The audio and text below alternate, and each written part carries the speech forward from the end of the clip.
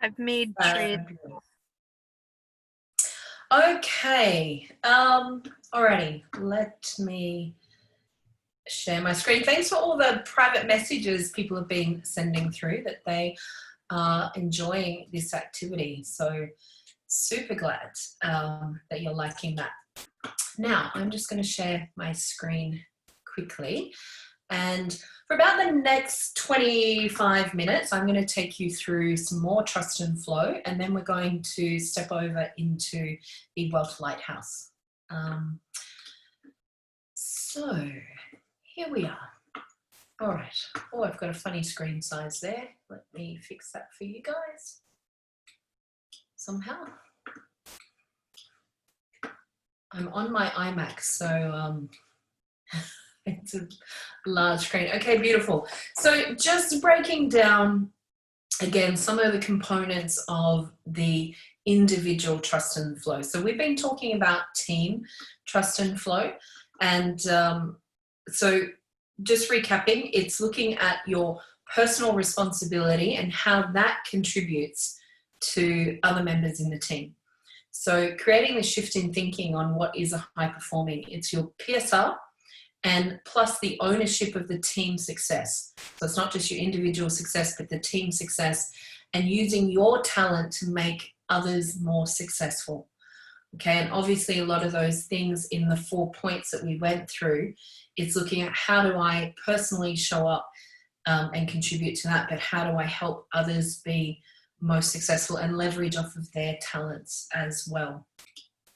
So when we look at the individual trust and flow, coming down to the personal level, it's definitely looking at things like the resonance of frequency. So this comes down to our individual profiles and what makes up the different frequencies in which our unique profile blueprint is formed, and the language that we respond to, where our strengths are, where our weaknesses are.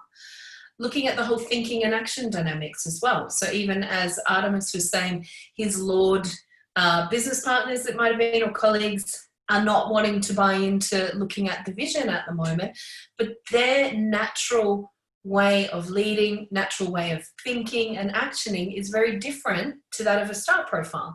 So also being mindful of the natural state of each person, looking at strengths and challenges. I'm not going to dive into those today because you've done that learning in your flow consultant training. Understanding value and leverage, we've gone over that, and we'll continue to roll that out as well. And looking at what's the best and worst activities in the team and in the workplace. Now, we've got the foundations of that also in the profile reports for you, but when you're working with individuals in the team, or you're working with a team and you're debriefing, and we're going to show you how to do a team debrief. That's going to happen next week. You can really workshop this as well. Get people to identify where are they most out of flow, where are they in flow, how can you reshuffle the roles and responsibilities in that team to actually bring everyone into more sync and obviously high performance. I'm just going to share with you this, or can we write it on the board as we're speaking it? Because I reach a threshold in the auditory side. Some of you might relate to your team being in different ones here. Trey, is there anything you'd like to add onto this little slide, how we learn? No? Nope, it's perfect. Cool. So then just to look at how we lead. And again, our dynamo energy here is in that creation phase. So they're always looking at what can we innovate, but they tend to be task-based. And that's a pro and a con. It's a greatest strength and our biggest weakness as well. So you will find that creator leaders or anyone with that high dynamo can get very focused on task. You might feel even that you're being micromanaged at time. Now, some people relate that to more of the steel-based energy, but it actually is up in that dynamo space. Very task. Why isn't this happening? Why did that not happen yesterday? And the danger is that there's not always the detail that is needed to have that task be fulfilled. So not only is it making sure that we're speaking the language of the rest of our team members, but also it's based on competency level as well. So if you have someone in your team that is at a higher level of competency, they can take the delegation of a task with less detail and make it happen. However, if you obviously have someone who's not quite as experienced, you need to have more detail in there. So tempo energy, very much it's more about consultative leading. They're going to be activities based.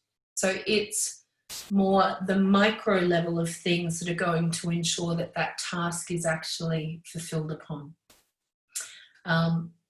You need to spend a little bit more quality time with your tempo energy as well. So they will lead, that's why they're brilliant at project management as well, because they will map out all the little details that need to happen and know if something is not on track, what the implication of that will be to the overall project or the goal.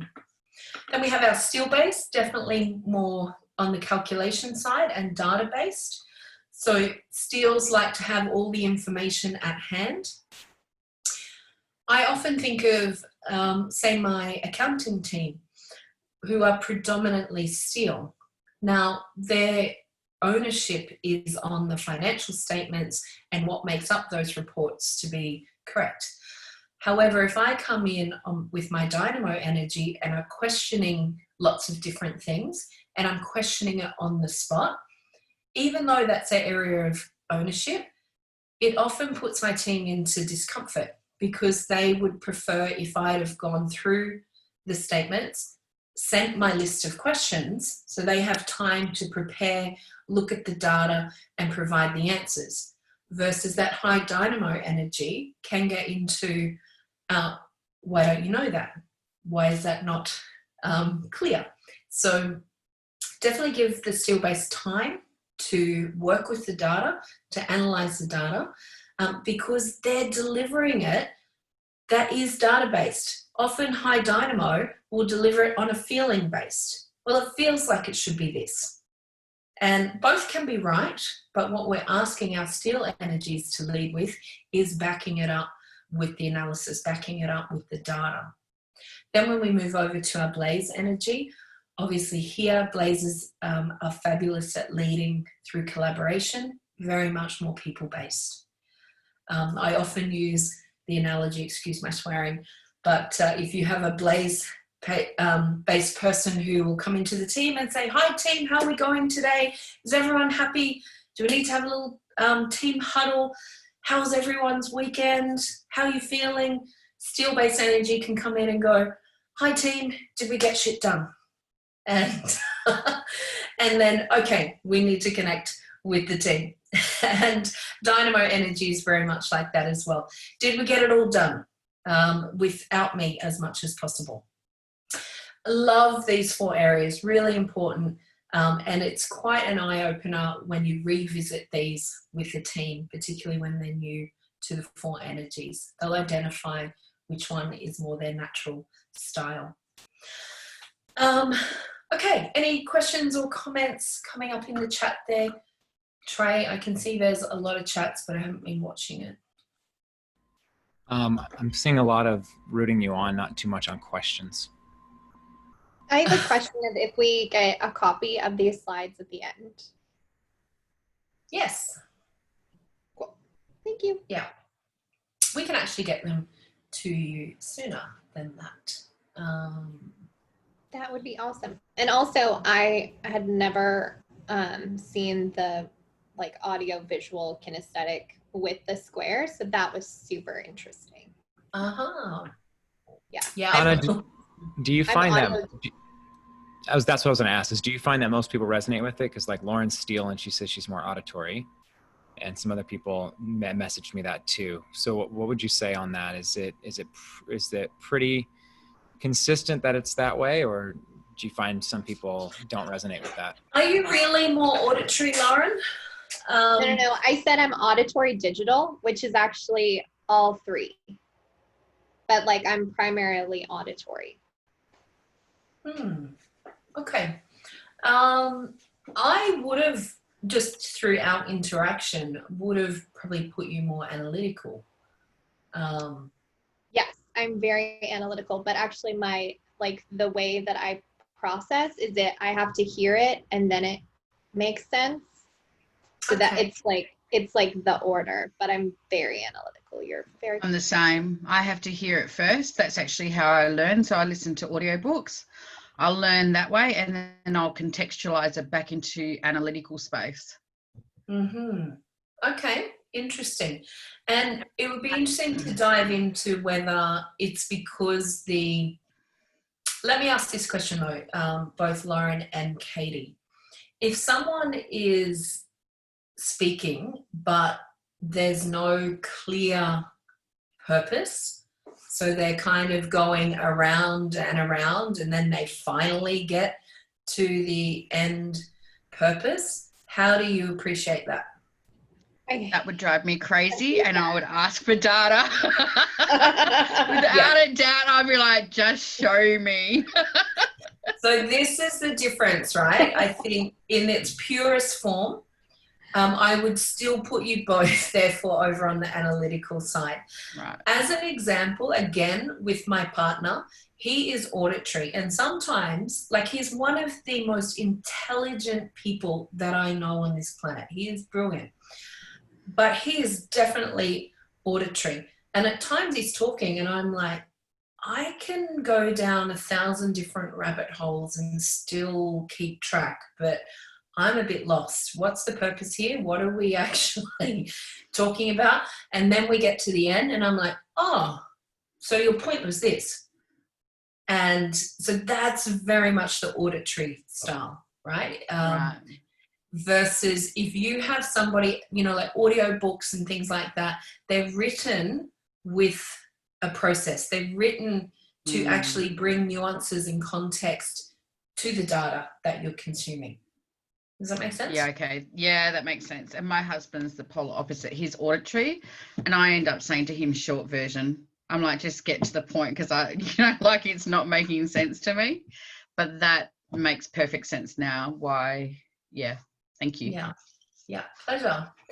Okay, all right. What I want to move into is the PSR 360. Now, again, I know I'm teasing you guys.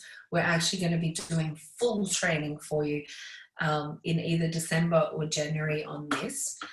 It is absolutely powerful. I'm just going to share with you the different aspects of trust and flow. Trey, I'm going to just see if you can watch the chat because it's gone off and I'm going to stay and not get distracted by it. The talent dynamics, this is PSR 360 barometer. This is something that Roger actually created many, many years ago. And it is only taught at performance consultant level. So you guys have this really unique tool that you'll be able to use. Why we need to do another training is because facilitating it can open up a can of worms, because you're asking people to self-assess but also be assessed by their peers or their upline or their downlines. And there's often feedback that needs some conscious conversation and positioning and facilitation so that it becomes not a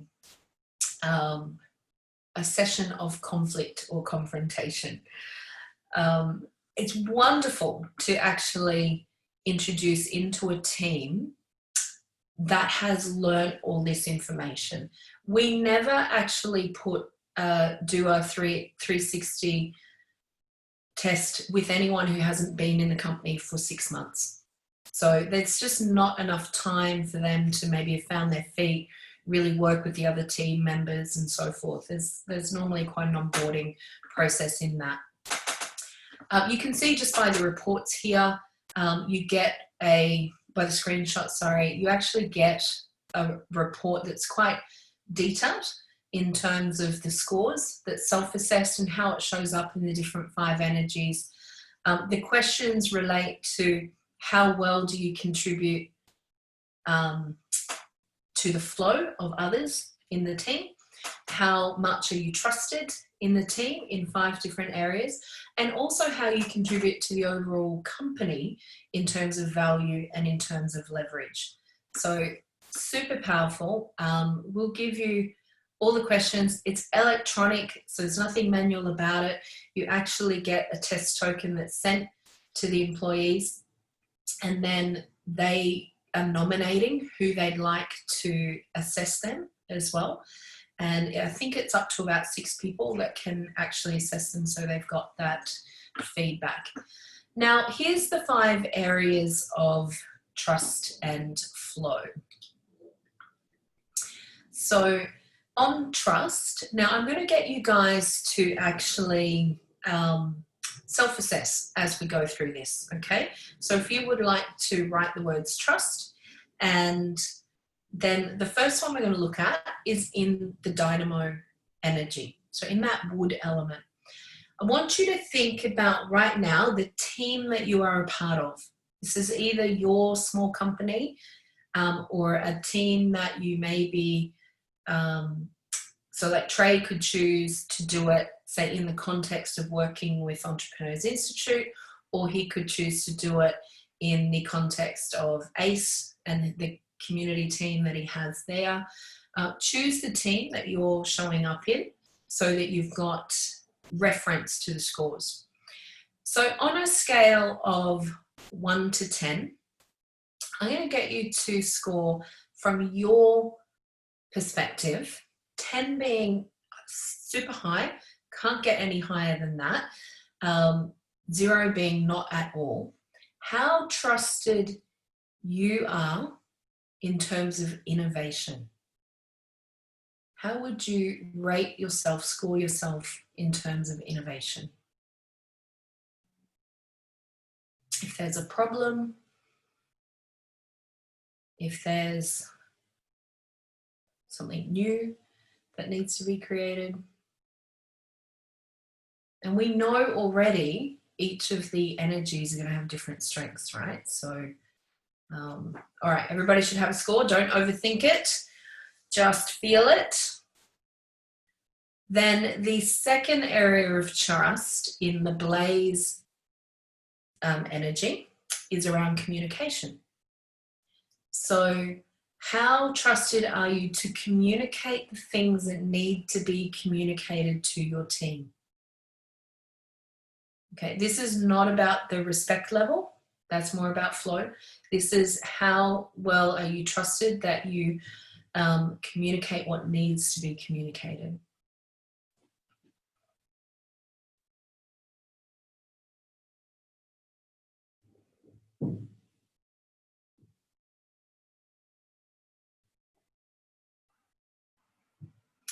So Alberto, this is a self-assessment and they fall into the trust category. So it's looking at trust, as we know, as value, right? So it's measuring how much we're trusted in these value areas. Okay, service is the next one. So this is tempo. So how much are you trusted that you show up ensuring that service is within your team, within your company? It doesn't mean that you're necessarily doing it, but you are contributing to it.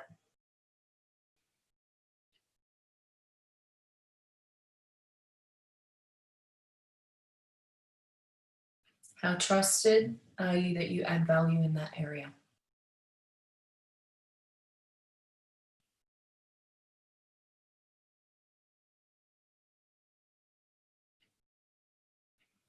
Okay, measurement. So this is our steel energy. How trusted are you in the area of measurement? Do you track and measure the key things that you need to? This could be your KPIs, could be the metrics.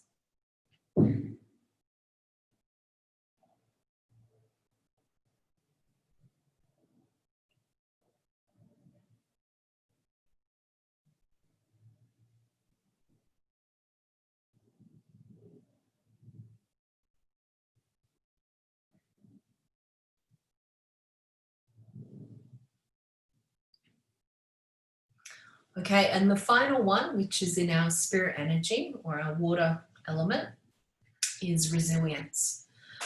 So how trusted are you to have resilience? You'll know if you, or reflection to how others show up or yourself. Resilience is that ability to stay positive, keep it composed and together, and showing up to do what you need to do. It's like having presence as well in that spirit sense. Or a low score would be indicative of falling apart, having emotions even overwhelm at times. So looking at the resilience here in the team and in the company. Okay, so you should all have a score. So just add up your score out of 50. And I'm sure for some of you, you will already see where there's some room for improvement. And that's super cool because that's what this is about. All right, so now we're going to jump onto flow, because after we do this, we'll actually give you a chance to discuss it with each other. So when we're looking at the 5 areas of flow in the elements, again, let's come back to dynamo. So on a scale of 0 to 10, how much how do you contribute to flow in your team through taking the initiative?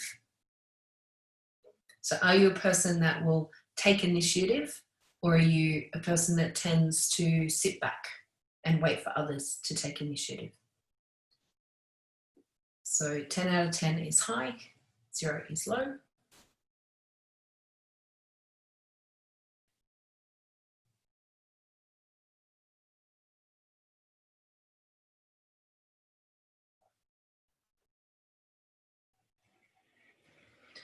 Okay, moving around to the blaze energy, so the fire element. This is to do with respect. So how you contribute to flow through the respect of your fellow teammates.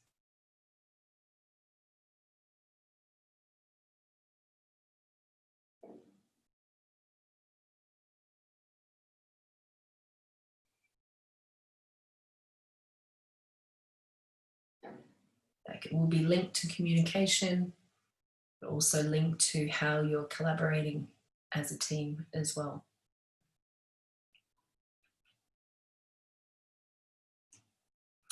Okay, let's move on to tempo. And this is how you contribute with your presence. To put it in context, you may experience communicating with somebody and they're listening, but they're typing away at their computer at the same time, and they're like, sorry, can you repeat that? I'm sorry, I'm just answering this email while I'm talking to you. And so being fully present. Your tempo energy by default tends to be really great at this. But if you're not tempo, maybe it's an area for improvement. Maybe you are tempo, and when other stresses come in, you lose a little bit of that. So this is a snapshot of where you are right now, how you contribute to flow in the team by being present, being available.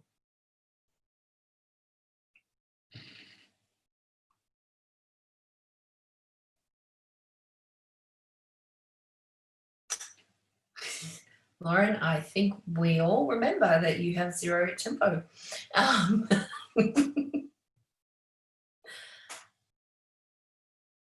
Yes, presence while together. Yeah. And also, so it can be both, Emily. Yeah. So it's being present, ear to the ground, present to what the team needs, present to what others need, but also in the conversations with people. All right, let's move to the steel, so our metal element, and how you would score yourself in terms of discipline and contributing to the flow of the team. So this is things like when you say you're going to do something, doing it. When you say you're going to do it by a certain date, doing it. The discipline to put the fine details together when that's necessary. The discipline maybe to show up to your appointments when they're booked.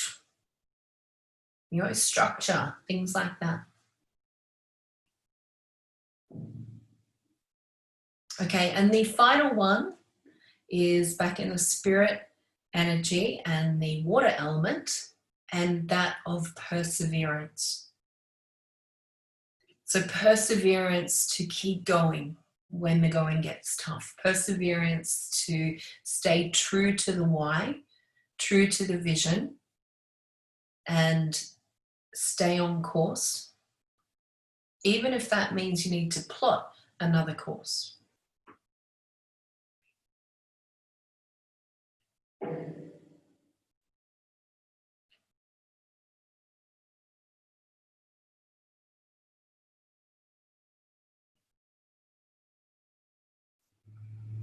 Are you guys all being present to this exercise, or are you getting distracted over on the side? Lauren.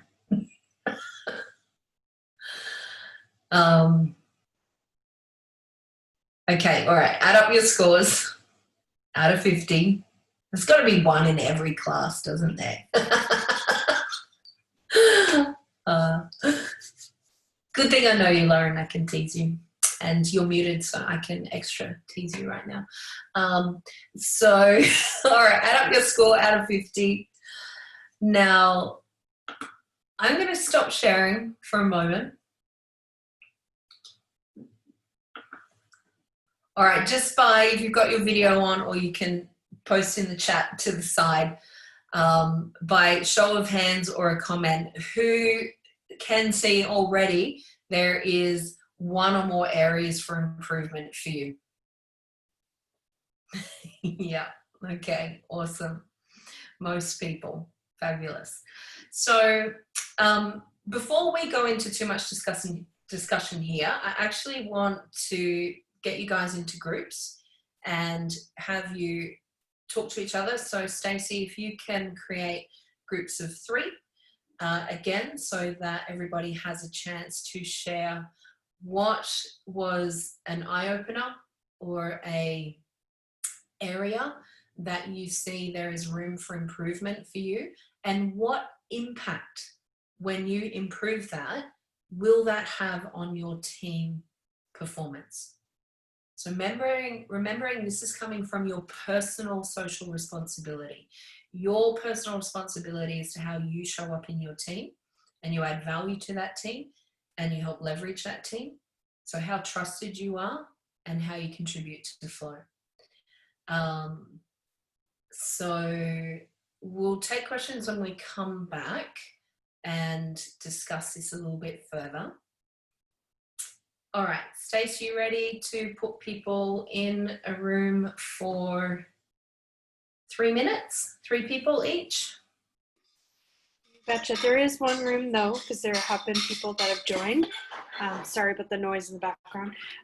That only has 2. So can I put those 2 into another breakout room? So there's 2 rooms that have 4. You do what you need to do, Stacey. All right.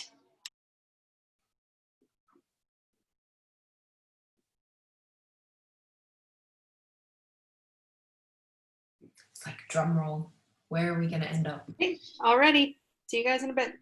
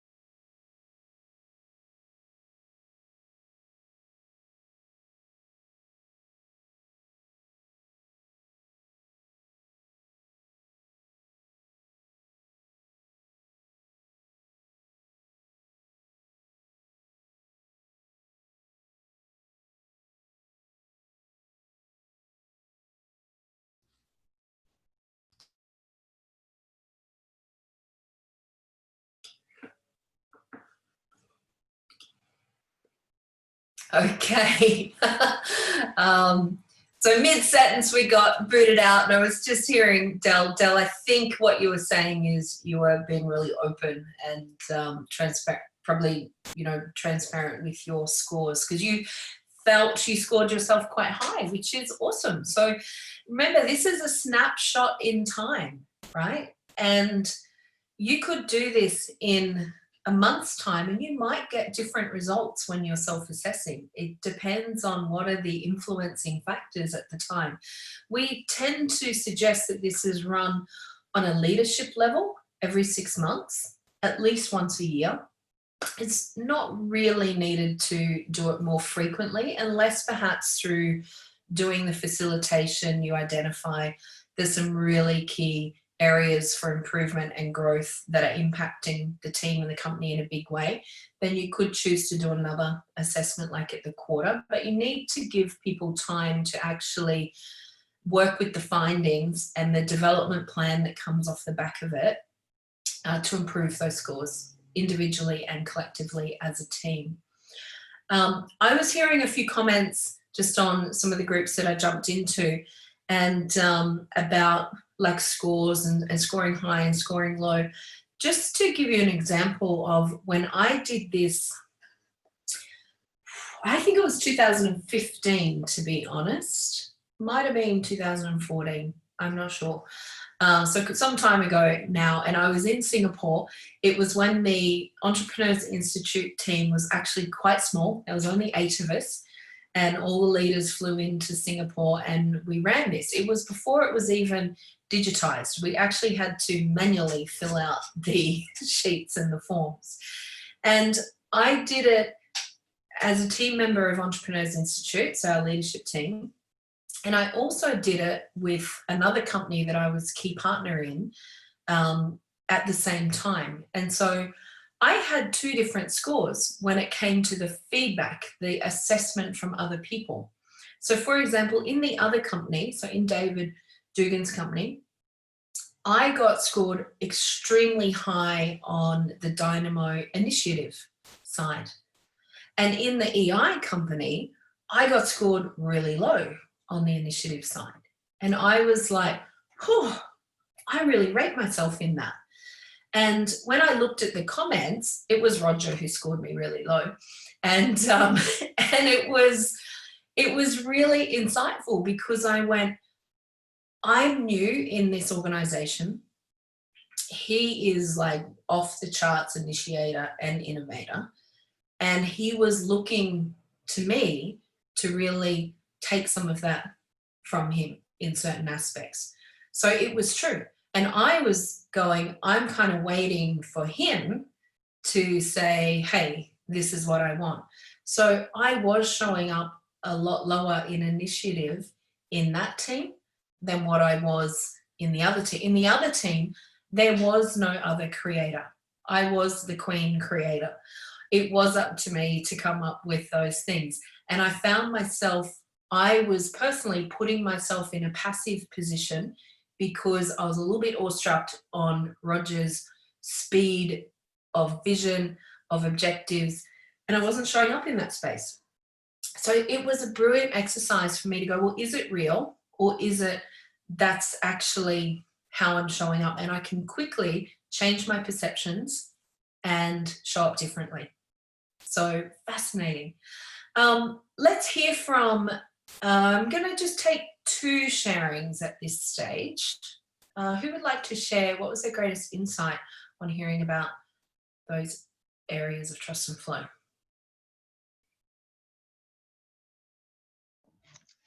If I think about just in my team, we've had a bit of growth recently, and one of the key areas that's really dropped off is communication and collaboration, just because we probably have to change the way that we're doing that, get back in sync with each other, and it's just different now as we've expanded.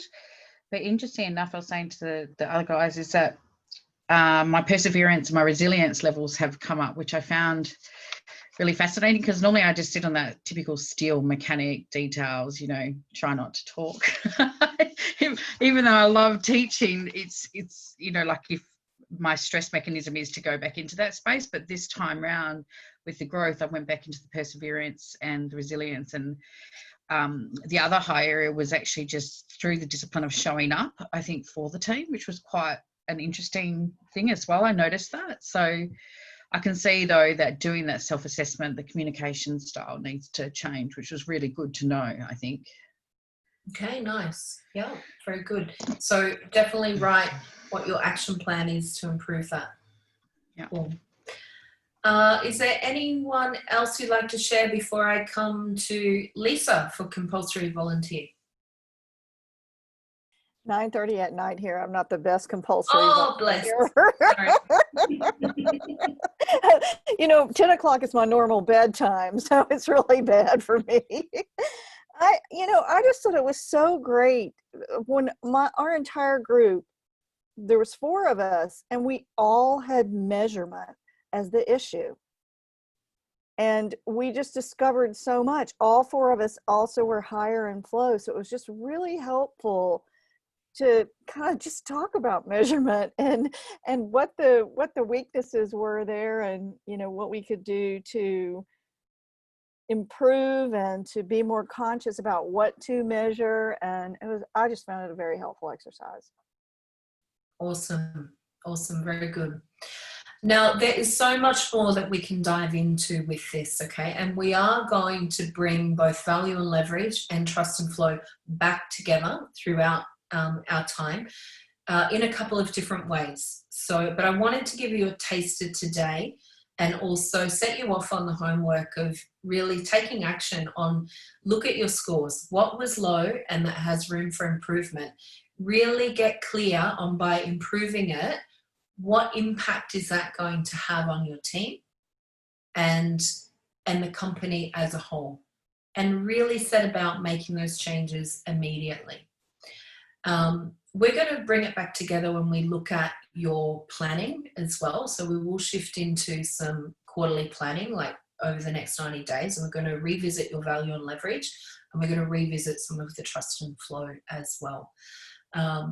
So I am going to change gears now. So I think if we all just have like a little shift, a little stretch, and yes, get ready for the next. Teresa, any questions? I can see things that are firing up here before I hand over to you. Just a bunch of people saying they loved this. I have a question. Emily says, is there a list of everything that needs measurement somewhere? Was that Emily or Lauren? Emily. So that was my question. Lauren has a question too. Like measurement, link it to your KPIs, right? And your metrics that you're identifying. Yeah, I guess what I mean is, what would be a really good resource to go to? This is definitely my weakest spot.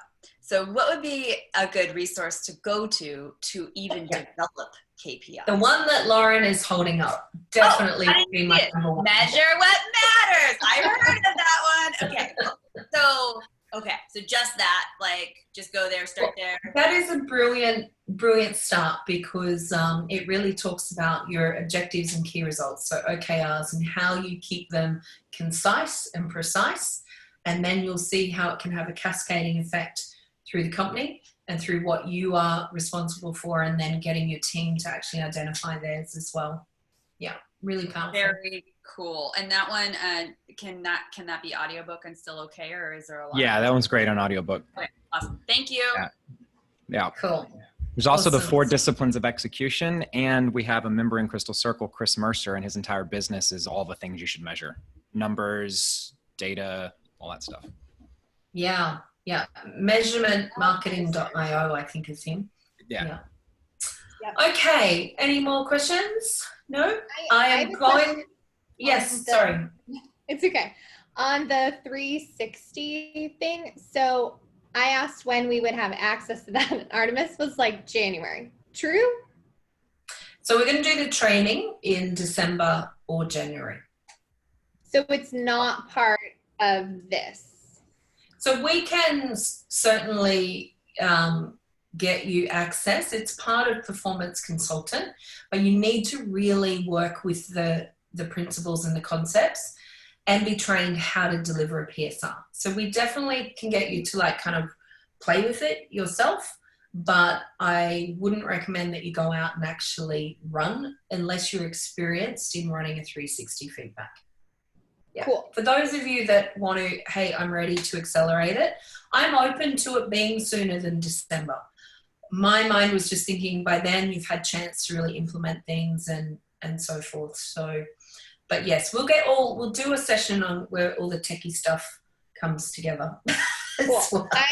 I'm in favor of doing it sooner rather than later, because I think that would take the work that I already do in consulting with teams to like the Mount Everest level. Yeah. Okay, cool. All right. We shall have a look at that. Carolyn is ready to accelerate. Awesome. All right. Without further ado, I am going to hand over to Trey. Now, this section normally takes half an hour to 35-ish minutes. So if you can hang on for 10 minutes, sorry if it's late, that would be super awesome. Very powerful. Trey, I'm going to hand to you, sir. And thanks everyone for hanging in there. Awesome. Thank you, Donna. Everybody say thank you to Donna. Donna, you're amazing. Okay, Thanks, so I'm Donna. actually going to try and do this faster than that so that we can still get close to time, but leaving no stone unturned. All right, let me share my screen.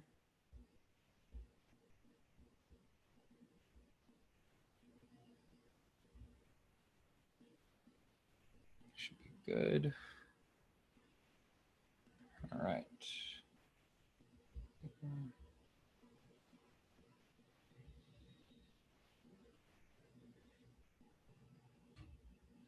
There we go. All right, so we should all have seen this before. This is the Wealth Lighthouse. And while when you first discover this work, you're usually discovering it for yourself because you read the Millionaire Master Plan or you were in a micro degree, this actually articulates the levels of trust and flow that individuals possess as they move up the Wealth Lighthouse and as they stay in their positions and are connected to members of their teams. So it's super valuable to understand this in the frame of performance consultant as well. So what we'll do is just, I'm gonna draw on top of this so we're not having to draw from scratch here, just to articulate. As you know, the wealth spectrum breaks up into basically 3 separate prisms, right? So the first prism is these 3 parts right here, right? And that is what we call the what? Does anybody remember what that one's called? The foundation. Foundation. Got it. Foundation prism. Perfect.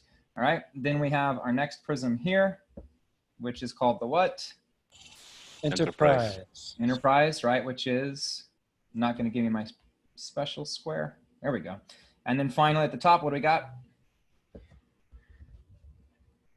Alchemy. All right. So we've got. Alchemy. There we go, 3 different prisms. Now, each of these prisms measures a different type of flow, right? So as we know, at the bottom here, this is measuring my personal flow. This is market flow. This is global flow. So we'll just quickly go through the differences between the 2 of these. And some of the primary things that have always stood out for me is understanding the difference between the driver and the designer. So, you know, when Roger describes this, he talks about if you were to be the person that's actually in the car in the race on race day, you're not necessarily the same person that designed the car. So you're driving it and you're trying to win the race. The designer's more than likely in the stands, watching the vehicle, seeing how it performs, and then thinking of ways to redesign it to make it better. So the same thing happens in our own personal development through the wealth spectrum, as well as the development of our team, where we can move from driving to designing.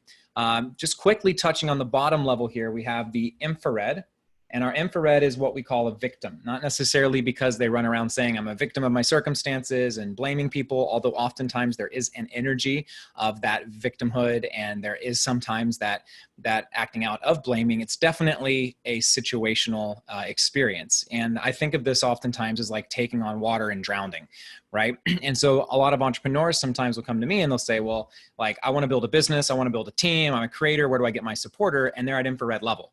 And, you know, one thing I always say to that is, you know, if you're drowning, this isn't the time to build a boat. Like, first, let's just get back to shore. So this being in the infrared victim mindset oftentimes can keep you stuck. So to get out of that, we're going to have to design a different way of showing up. And if you go look at the pre-flight checklist, it literally tells you what you need to do there. Measure your money, then you're going to take a look at, okay, now I know what my cash flow looks like. Do I actually have an idea of what my costs are going to be month over month? And then being clear on that, then you commit to conduct, you know exactly what you need to do, and you show up and do your duty. That is an example of designing a different life. Now, you're not going to hire people like that on a team. So oftentimes when you're working with teams, you're not going to have people that are at that infrared level on the team, hopefully, although it can happen. And if somebody is infrared on a team of your clients, or if someone was infrared on your team, is that going to impact the performance of your team? Absolutely, right? Because they're not focused on what's right in front of them. They're distracted by the fact that when they go home, they get home from work, they're still not done figuring out how they're going to survive. So getting people out of that level and up into survivor, where they're at least trading their time for money to the point that they can make ends meet, is incredibly important. So getting from that driver, moving and designing a different life, is giving something up typically, right? So at that infrared level, oftentimes it might be giving up on the perfect idea of what everything needs to look like. It might be giving up on, having the big house, or, maybe you have to short sell your home, or you have to give up the Mercedes. Something has to be given up. And typically on the left side here, what we're giving up is some sort of connection or choice. Whereas on the right side here, right, we have more freedom of movement. So while we give up that connection or choice, maybe that connection is to be home, we're moving into more movement. So now at that red level, you actually have the ability to be able to pay for things, like to be able to make ends meet. Now that red level, if it's somebody that's operating in a team, this survivor person typically is pretty close to unskilled labor, right? So this is typically going to be somebody that's just time for money. They're not applying themselves necessarily beyond when the clock out time is. So this is the 9 to 5 maybe mentality.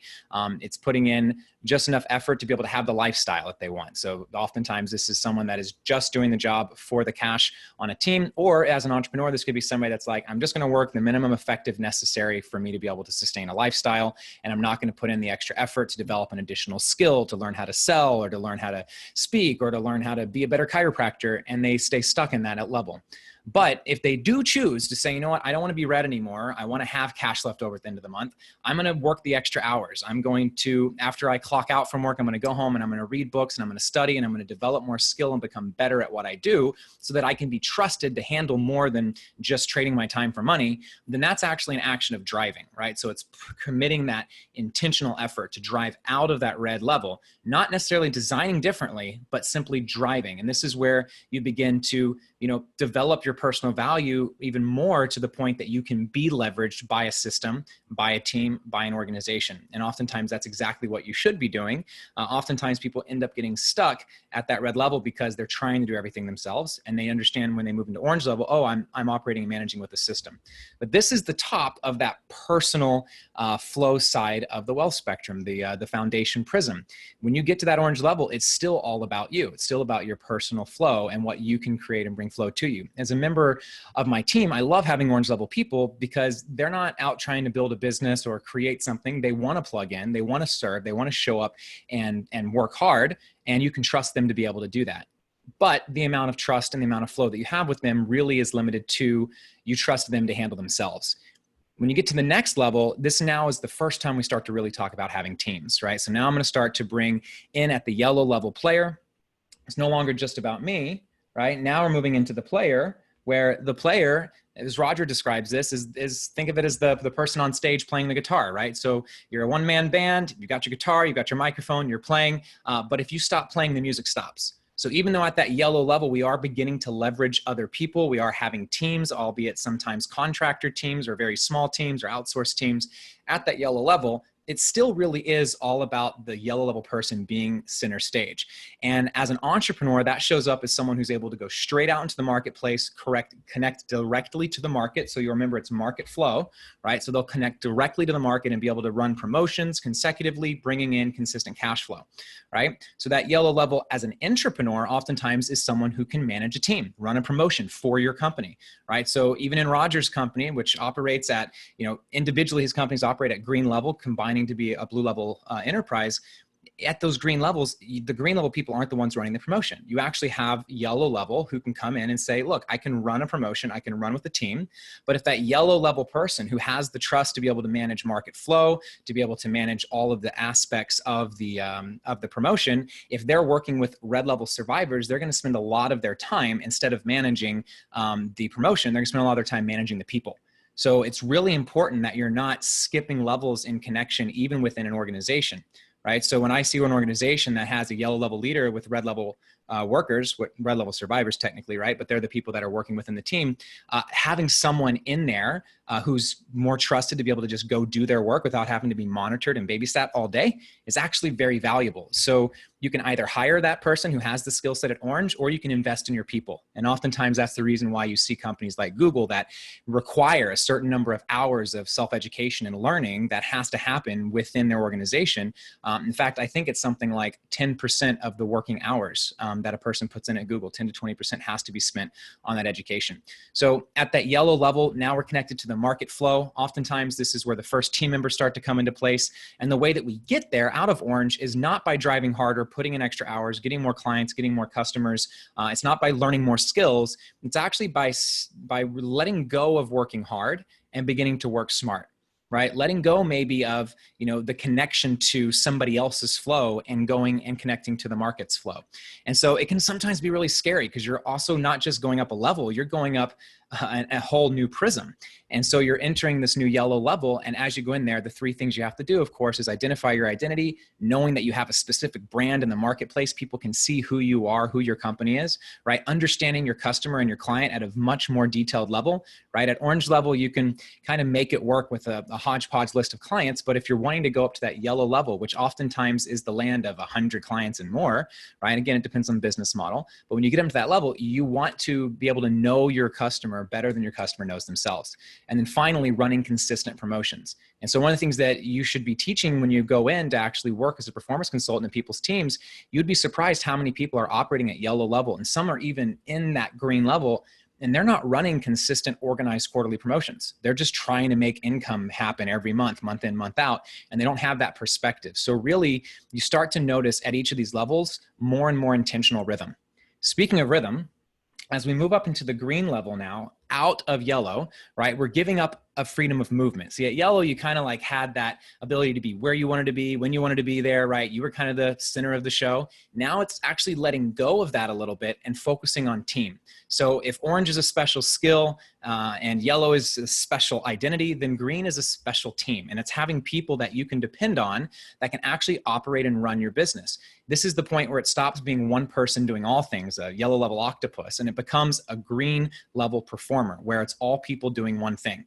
If the yellow level is the one-man band, at green level, it's a multiplayer band. It's you two, right? And the person that keeps the rhythm for that band is the drummer. So as the performer of your team, as the person who's making sure there's rhythms, you have to keep that rhythm. And that rhythm sometimes means I've got to drive. I've got to show up more. Than at yellow level, I wasn't having to necessarily show up for meetings all the time. At green, my team is depending on me to show up for my Monday meeting with sales and my Tuesday meeting with fulfillment and my Wednesday meeting with marketing. My accountant is expecting me to show up.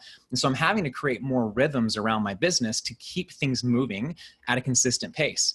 And whereas all the way up through yellow level, I've really just been focused on my cash flow and making sure that there was money coming in. At green level, I have to have an eye on my profit. And if I'm looking at my profit now and I can see that I'm profitable, then I can make hiring decisions. Whereas at yellow level and below, we weren't having to really carry as much weight. At green level, if you want to have yellow level players on your team, those aren't the cheapest people. That's quality human beings on your team.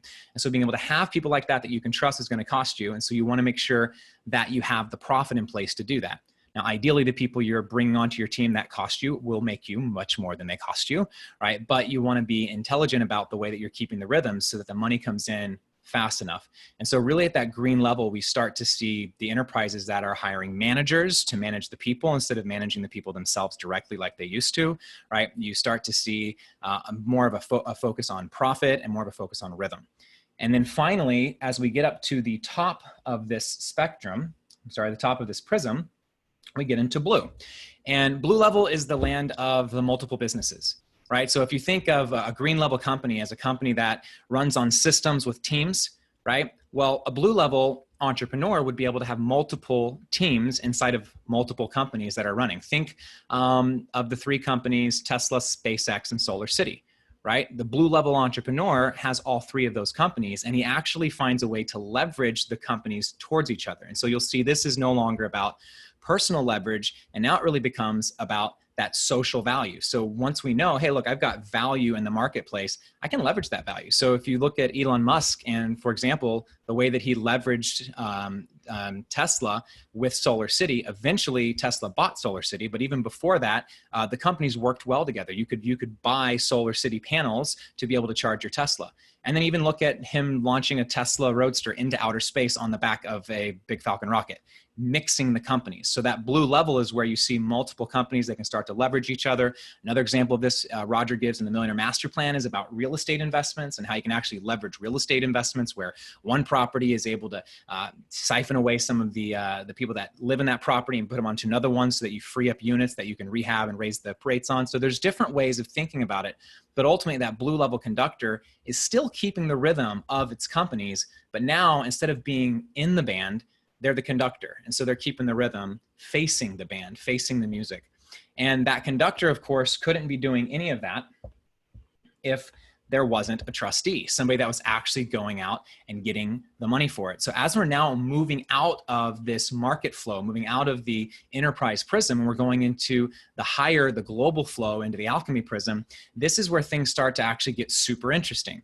Elon Musk is actually up here in this trustee indigo level because he has public companies. If he wants to raise money, it's not about focusing on assets like at blue level and capital. It's actually focusing on being able to have trust and a story in the marketplace. And it's showing up in a way that at blue level, if you own assets and they're paying you, that can be pretty comfortable. And you could say, you know what, I'm enjoying just being able to relax. I don't have to show up in my business all the time. But at indigo level, you're expected to show up again. Think of the CEO. Think of you're expected to have good Twitter behavior because it could affect negatively the way that your corporation is able to garner public support, which affects your stockholder share price, which affects everything. So you're really starting to think about, like, how do I actually show up in society, and how do I leverage people's knowledge and value that they place in me socially? So we're at that blue level. I'm building social value. When I get up into this indigo level, I'm actually leveraging that social value. So again, it's this left-right step of value to leverage to value to leverage. Yeah, we use it on a day-to-day basis for every decision we make, but we also use it on a macro basis when we look at the actual ability for us to have mobility between these different levels. So we get up into the indigo level. Now we're at this trustee level, which is really about showing up for your shareholders, showing up for maybe a movement that you're creating here. As you shift out of that, we get into the violet composer. And the violet composer, this is pretty much the top of where you can get while you're alive, right? Think of this as the people who they're literally setting the way the rules are made, right? Whereas the trustee might be, you know, the person that's helping make sure that the money is raised and the stage is set. The composer is the person who's writing the music, right? And without the music being written, none of the rest of it is happening. And so they're rewriting the rules. And you're seeing a lot of this right now. You're seeing Bill Gates rewrite the rules of philanthropy. You've got a private citizen who's having more conversations about how health should be run globally than any governmental person. Or it could be somebody in government actually at composer level, because they're trusted to make the laws or to make the rules or to set monetary policy. So this violet level composer, oftentimes, you know, this is somebody who has transcended their own companies, and they've decided to run a movement instead. An example of that would be Ray Dalio, right? So Ray Dalio, if you've read his book, The Principles, or recently The Coming Debt Crisis, which is no longer coming, it's here.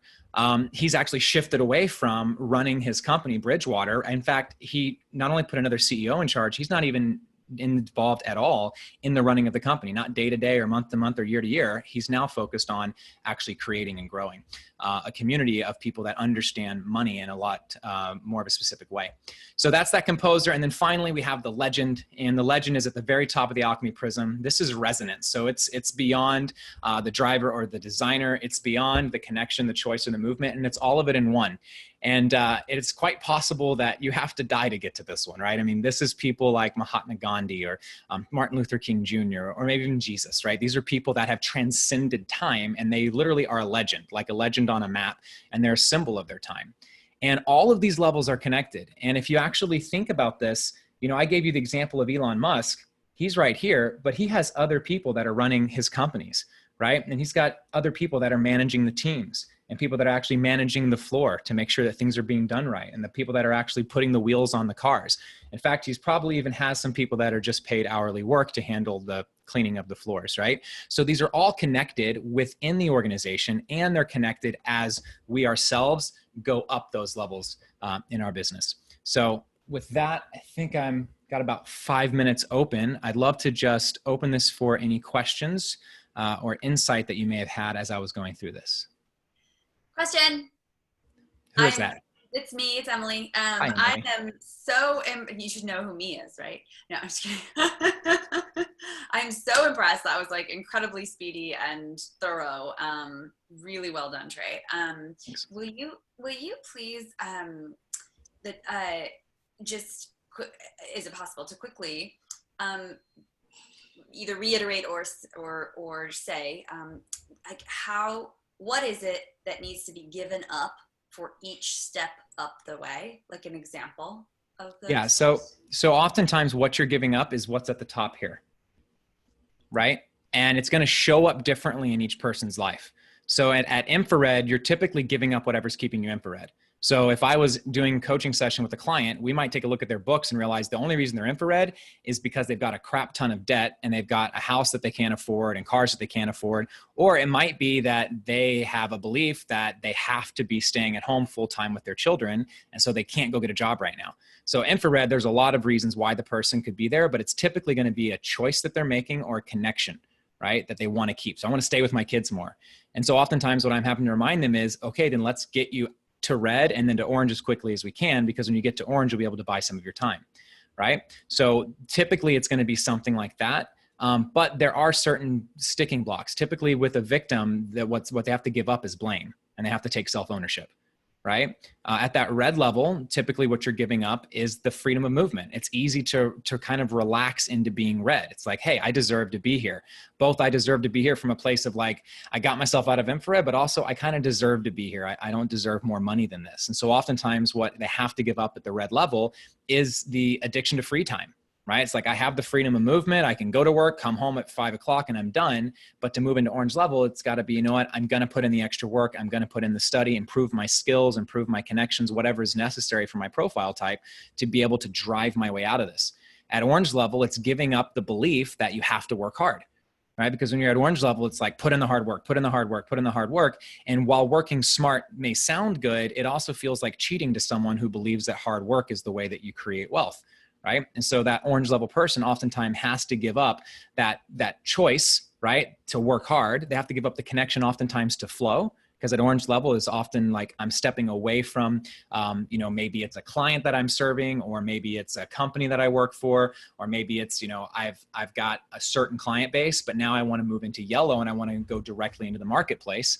And so it's giving up some connection, but what you're gaining is that movement, because now at yellow level, you're a free agent. Right? So as I kind of get on that, Donna says you're moving from dependency to interdependency, right? So again, giving up necessarily that complete, like, I have to have this boss, or I have to have this company that I'm connected to, and it's becoming interdependent, right? And this can happen inside of a company. This could happen if you're an employee. This could happen if it's your business. It could happen inside of an MLM, right? Where, in a multi-level company, you may be fully dependent on the company at orange, and then you shift into a yellow mindset. You're still selling, essential oils or special water filters, but now you bring a personal brand element into it that allows you to kind of be independent or interdependent, as she says, from there. All right, cool. Independent. Yes, thank you. So independent. Green is interdependent because you're bringing in team. So at that yellow level, what you're typically addicted to is the freedom that you had at red level, right? Now it's even more of it. You got freedom to come and go as you please, right? But you're a little bit obscure. You're not making as much money as you possibly could. Not as many people know who you are, right? You have that identity in the marketplace, but it's not to the level that you want it to be, right? So if you're going to build a bigger business, you want to go beyond yourself, you want to go into the 7 and 8 figure range, then you're going to have to let go of control. So at that yellow level, it's about, I'm independent, I can control everything, no one can do it the way that I can do it. And at green level, you're actually letting that control go. The way that Donna says, she does a lot of the mentoring for Roger. Somewhere in Roger's story, he had to let go of, I'm the only person who can mentor, right? And so letting go of that, then green comes in, and at green level, we're having to show up more. So we gave up that freedom of movement. Now I'm having to show up for all these meetings and board meetings and stuff like that. But I got more freedom of choice and connection. I've got more money. I'm connected and working with the best people, because now I've got yellow level people on my team, not just orange level and red level people on my team. Because typically from a trust perspective, you're not going to hire people that are at a higher color than you, right? That's not really going to happen unless maybe you're just randomly at red with a whole bunch of money and you're hiring orange level workers because you got some cash or something. But typically it's not going to happen. So to move into that blue level, what the green level person has to give up is actually still a little bit of the controlling of the operation, right? Because now they're moving away from operating the day-to-day or the week-to-week or the month-to-month of the company. And they're saying, I'm going to step back and focus on the assets and the capital and what I'm building. And so they stop working in their business at all, and it's fully on, right? And so it's a shift, again, away from connection and movement, where you're connected in the day-to-day of what's happening and how it's operating in your team. And you trust the green level and you move into the blue level, either parachuting in green level people to run your organization, or by actually training the yellow level people to step up and run profit and losses themselves, right? Which another thing to point out here is, again, when you're moving all of these levels here, it's cash flow. Then I start looking at my P&L here, right? And then I really start looking at my balance sheet here. And I'm looking at, what are my assets? What does that look like? Is my company actually a sellable company? Because you can get, all the way up to yellow, even green, and your company's not sellable because it's not systemized and productized to the point that you could let go of it. At blue, you're thinking about that kind of stuff. You're thinking about the asset value of your business. And then it continues to go like this as you go up. It's always some sort of movement or some sort of connection or choice. But in general, when you move up 2 steps, you've got more connection or more movement than you would have had 2 steps below. So I like to think of them as like, some of us resonate more to the left side as drivers, and some of us resonate more on the right side as designers. So oftentimes you find that people really want to move up 2 levels because it gives them a lot of what they love now, right? But they need to go the other level first. And so they try and skip, and that trying to skip keeps them stuck at where they are. Make sense? Cool. Any other questions? Oh, it's 9 o'clock.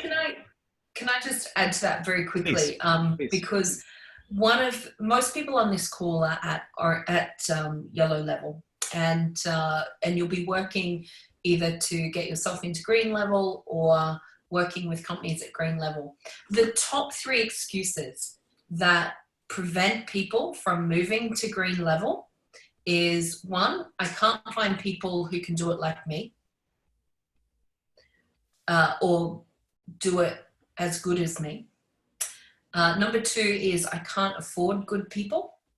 So they don't feel that they have the cash position there to be able to afford it. Or 3rd, I'm too busy to find and train the right people. So they're the 3 most common excuses that stop people from going to green. And you can see, to overcome them, there has to be a mindset shift more than anything. There has to be that letting go of I'm the special one to allowing a special team to take form, as Trey was saying. There also needs to be, well, how do we make sure we've got a solid team built into the profitability of our company, which often means built into the actual pricing structure that you have for your product ecosystem as well. And I'm too busy to find and train the right people. Well, that in itself is the reason why you need to find the right people. And my advice to entrepreneurs that are at yellow level, pay the most that you can for the highest level person that you can, because at the solopreneur level, you cannot afford to put in a lot of time training someone. So you want to have someone who can hit the ground running with you as much as you can. If your business can't sustain that, then again, the problem is not having that quality person come in. It's not the busyness. The problem is actually the business model isn't quite right. So either the product offering or the pricing, or you haven't got the leverage mechanisms with the value you already have, is not quite right yet in order to bring that extra team member in. So I would be solving that first. And then that could mean looking at how you're leveraging your time so that you can bring that high level person in. So I just want to share that. No, that's great. I'm done. Is there anything else on this, Donna, that you feel maybe could be articulated I may have left out?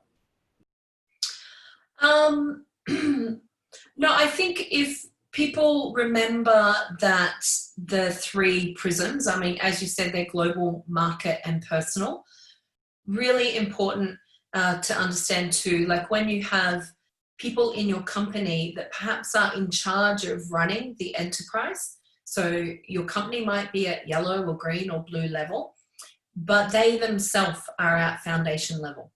Then the mindset, because where we are on the wealth spectrum is not just representative of the amount of cash we do or don't have, it's also shows up in our mindset and our behaviors. So if you have somebody who is losing money, maybe that's due to their habits, maybe it's due to a decision that has created that, and they're in charge of running a certain part of the business, that can definitely influence their decision. So you've got where the company is at, you've also got where individual team members are at as well. That's probably the main thing I would add for today. Awesome. Love it. So I'm going to go ahead and stop sharing this. And we are at time. So if you guys can just hang on for 5 minutes, let's just open up rather than sending you into a breakout room. And thanks, Trey. That was exceptional. I know that you are brilliant at running the Wealth Lighthouse session. So thanks for doing that. Let's just hear open mic from a few people. Greatest insight that you got from that overview of the Wealth Lighthouse and what it means to you. I love seeing how connected we all are in the global movement of flow through supporting each other and being supported by each other. The knowing who we are plus where we are equals such great strategy of growth. Okay, nice. Thanks, Artemis. How about someone we haven't heard from today as well? It's being quiet there. I wanna say something. So basically, for me, it's from what you said, Trey, that really hits me is because I'm more focused on metrics and financials and stuff like that. The relationship between the cash flow, the P&L, and the balance sheet, it's amazing. Just to identify exactly, the 3 levels and how to correlate against something that is measurable. So for me, that was like mind blowing. Awesome. What I love about that too, Arturo, is that when we're understanding our financial statements in our business, you actually want to know what all of them mean, but you've got to focus primarily on the cash flow statement when you're at yellow level and, the P&L at green level. And conceptually, this is something that can be applied universally. You want to know where you're going, but you also need to be really okay with where you are right now. And when you're working with people on the Wealth Lighthouse, it's one of the most common things. I will find people sometimes overstate where they truly are. They want to be higher because there is a sense of achievement that's attached to it. There's a sense of not good enough if I'm positioned at a lower level. That is not the way to succeed and to move through the wealth spectrum. Just like when we did self-assessment through Trust and Flow, you want to be really real about where you are on the wealth spectrum as well. Because if you try, you've heard me say this, the right strategy at the wrong time is still the wrong strategy. So knowing where you are on that level of the spectrum and applying the strategy that's going to solidify mastery there and then help go to the next level, absolute key. It's not about being right or wrong, it's just where are we and what are the steps to master that and move up. Definitely. Thanks, Anna. Pleasure. Yeah, that's one thing I always remind my students of is like the point of mastery is not necessarily to go up a level, it's to master the level you want to be at. Yeah, very true. Very true. Awesome. Okay. Emily, it's been one of your biggest lessons in Crystal Circle. Yeah. And, when we are high achievers, it is also sometimes being able to say, let's master the steps now, because then you're actually going to get there faster. The saying of slow down to speed up. When you slow down and you stay calm and you stay composed, you actually will go faster.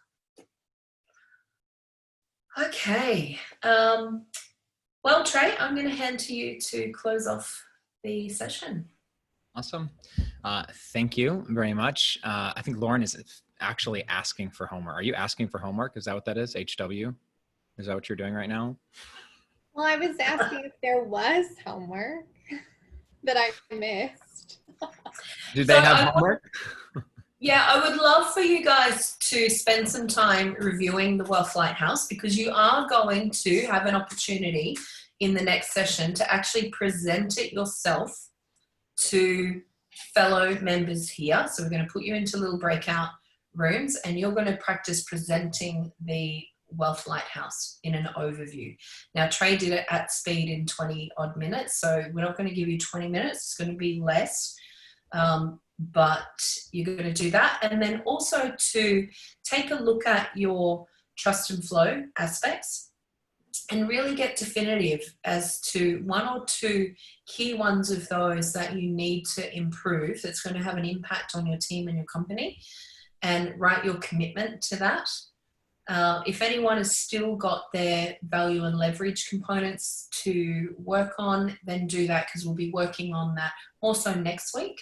But it's great. Many of you have sent that through already. And that's it. Cool. Practice, practice, practice. Connect with each other. Have more conversations. Dive deep into it. Yeah, you guys did a great job. We've been on, this is now our third call. So we are, is that officially halfway into the program? Yes. Yeah, that's what my math says. So good job for showing up today. I noticed a couple people didn't show up. Hopefully they've got good reasons for that, but don't forget how transformational this program can be when you really show up and play full out. So I look forward to seeing all of you when you show back up next, I guess it's this Wednesday or Thursday if you're overseas, or you wouldn't consider yourself overseas, but you know what I mean. But thank you all for being here. Thank you for showing up, for playing full out. Do work on that, because when you present next week on the, or on Wednesday with the Wealth Spectrum, you get a very short period of time, and there might be like a little bit of an opportunity to compete with each other. So you'll just have to see. Cool. Yeah. Awesome. Thanks, Sean. Any questions, make sure you send it through to the team as well on email or in the Genius U channel. Thanks, everybody, and see you in a couple of days. Thanks, right. Donna. Thank Thanks, you. Trey. Bye, Thanks. y'all. Lauren, it's the 4 disciplines of execution. Yes. Thank you. Yeah. Bye, y'all. Bye. Bye.